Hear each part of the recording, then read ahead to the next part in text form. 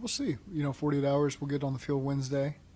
I did a walkthrough today. Everything was positive, but we'll take those guys day to day starting on Wednesday. Did they participate in walkthrough? They did, but again, walkthrough is pretty easy to participate in, so I wouldn't read too much into that, and we'll get to Wednesday and see where it's at. The soreness for Joe Burrow's side, how sore is he still? I didn't ask him how sore he was.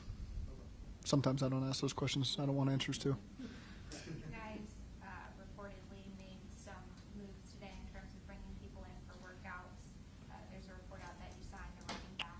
Do you have any confirmation of that? I don't know if I can confirm it at 3:13. How did Maybe. BKL come out of Thursday night physically? Yeah, it's still sore, I believe. So again, we'll get through the week with him and see where he ends up. What do you feel like is missing from your quarterback room right now? What do you feel like you'd like them to be doing better as a whole? From the quarterback room? Corners. Corners. Yes. Consistency. I think that's the biggest thing. That's how I felt last week, and that's how I feel today. Just consistency from snap to snap. Does Josh Newton have a chance to see more playing time? I think we continue to try to work in young guys as best we can, and when they earn playing time and where it fits the defense and offense, we're certainly open to the possibility of anybody helping us that can. And Josh has been a hard worker. I like his energy. I like how his approach, and young player, and so we'll just continue to work with him and see how it plays out. Is it hard to have consistency in that room when you guys are working so many different guys in and rotating? No, I mean, we're just trying to do what's best to get stops and put our defense in the best position. So again, it's sometimes that's leaving guys out there for long periods of time. Sometimes it's getting people in different packages so they feel comfortable and can take advantage of the opportunity. We talk about consistency with the DBs. What does that entail? Is that just snap to snap? Is it pros? Taking the air out of the coverage, when you're just in a one-on-one, making it more contested, making it more difficult. So again, just being dependable down in, down out. There's some really good snaps from that room, and then there's some like every position we got in this team where it's got to be better. I think when you're 4 and 6, you ask about the corner room, but really I think you're talking about every position room. There's things out there we just got to be better, as a position group, as a unit, and obviously that flows into the team. How much has the lack of pass rush, consistent pass rush, impacted the defensive pass? I think that's certainly gotten better. You look at Lamar; he's extended. How many times do we have him right in our clutches, and he's able to get out of it? And that's playing a guy that's a 2-time MVP and does all the things he does. So I certainly think that over the last couple of weeks, the pass rush has gotten better, and overall, those things have improved. And we just got in a tough spot in some of the plays last week against Baltimore. Would you say that's significantly improved in the middle of the defensive line where you're getting more pressure there? You know what happens, right? It's hard for me to quantify it, but I do think it's gotten better, as these last couple of games have progressed. Go ahead. Kind of looking at this, the way the AFC is kind of unscrambling after yesterday. Do you go back, look at notes from maybe like a year like 21, had a bye, went out to Vegas, and was Yeah. kind of facing a similar team? I don't know if you look back at that. Yeah, it's probably a similar situation, at this point in the year, making a West Coast trip versus a team that's playing good football right now, and so it's a good test for us. We're in situations now where these games are getting more critical by the week.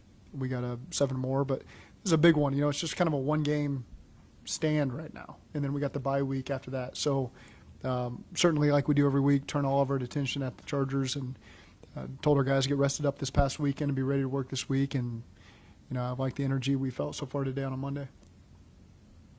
I know the bye week's a big time for self-scouting. Did you guys get a jump on that at all this weekend with the mini-bye? Or is that Just started focusing on the Chargers, and then next week. We really self-scout every week, now with the way that, we got to access the analytics and all the people on our staff. We try not to let a week go by where we're not really reflective on what have we done the last 4 or 5 games that teams are seeing.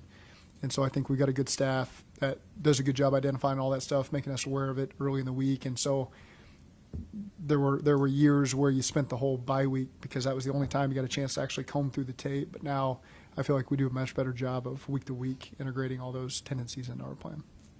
Is there anybody in particular who's really helped facilitate that process over the last couple of years that maybe? Well, Sam Francis is the best with the data, and then we got quality controls that siphon through it as well. Pitch is great at it. Guys on defense do it as well. So it's something that we're all aware of and try our best to cover it up. When you look at the year that Trey Hendrickson is happening, what's been probably the biggest thing that people probably don't give enough credit for as to why he's been so successful, especially this season? how much work he puts into it. You know, I think those are the behind-the-scenes things that people don't realize.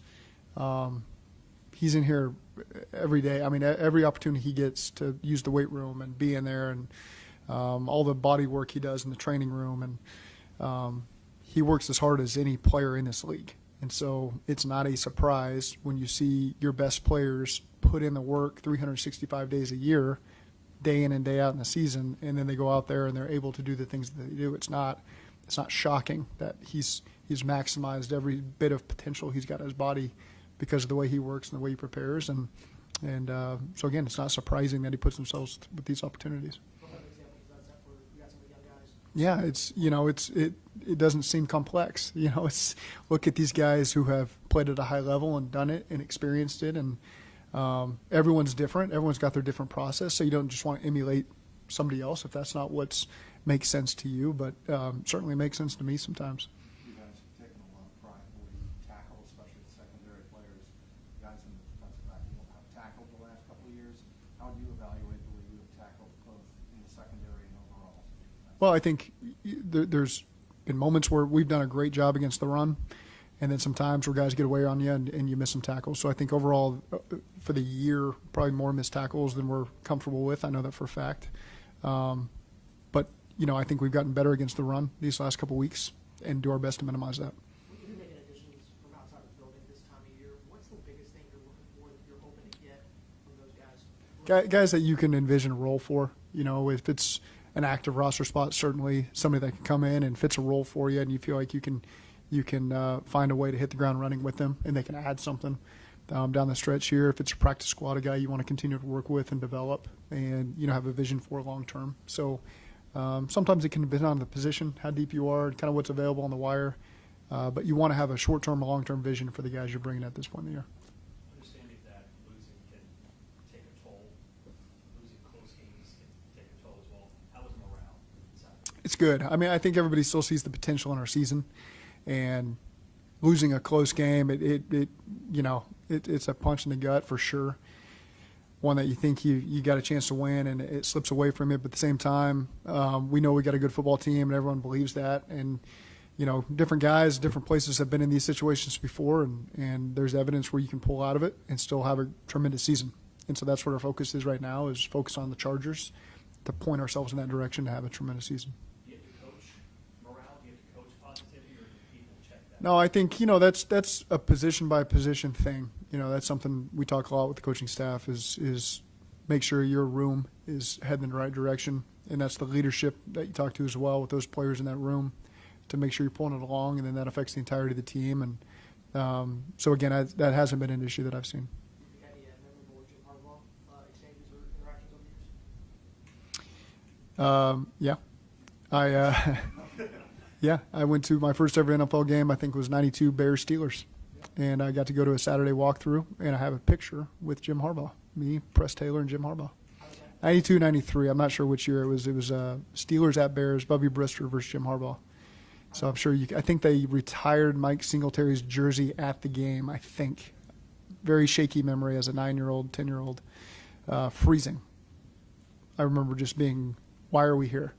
I think was a question I posed quite a bit. So Jim wouldn't know that, but again, that was the first ever NFL practice and game I ever went to. Why were you there? My dad coached at Kansas State with a guy who was the strength coach at the Bears at the time, and so I think just my parents took me and my brother on a trip. We went to a Bulls game. We went to a Bears game. I don't know how long we were there. We stayed with Coach Reeder and his family, and his son's now on Cali's staff down in Tennessee. But, yeah, so we stayed with them, and he took us to a Saturday. It had to have been a Saturday walkthrough because I remember the fridge driving around a golf cart throwing snowballs at people. And we got a picture with Mike Ditka and Jim Harbaugh, the two people we got pictures with. When you look at what that Chargers team looks like on the field, what kind of sticks out the most to you? They're tough. They're a good football team. They're well-rounded at really every position. And they make things really hard for you. They do a good job controlling the clock on offense, and defensively they're stingy. They don't give up explosives. Obviously, they've given up 72 points on the year. They're number one in about most of the categories that you see. So it's a great test for us. I know our guys are going to be really excited for the opportunity, and it'll be a tough road game for us. Does the picture still exist? Yeah. Yeah. Do you have it? I don't know where it is. Yeah. All right, I'll continue the story. when I was in Miami, the picture showed up at my house autographed when I was with the Dolphins. And I remember calling my mom saying, why do I have an autographed Jim Harbaugh picture? Which I don't know if he actually autographed it or not. It might have been somebody at the 49ers. My grandfather thought that Jim Harbaugh needed to know that the two kids in the picture are now NFL coaches. And so he kept sending it to the 49ers and was getting no response. And I'm sure a secretary, somebody eventually just signed it and sent it back. And so it shows up on my doorstep in Miami. And I remember calling my mom, like, what are we doing? And she explained the whole situation, which I understood. My grandfather's very proud and felt like, you know, Jim Harbaugh needed to know. Like he hadn't taken a million other pictures with other kids before. So the picture exists. I don't know where it is. It's probably my parents' house in Norman. But when you get a picture like that someday, you'll go, oh, that's really cool. You're probably right. Yeah. Yeah.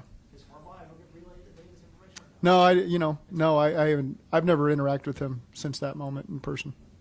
When you were evaluating quarterbacks in the 2020 draft, what were your thoughts on Justin Herbert? Well, we had him at the Senior Bowl, you know, so I was great person. Really picked up the offense fast. I thought it was very complicated at that point, but really impressive week with him.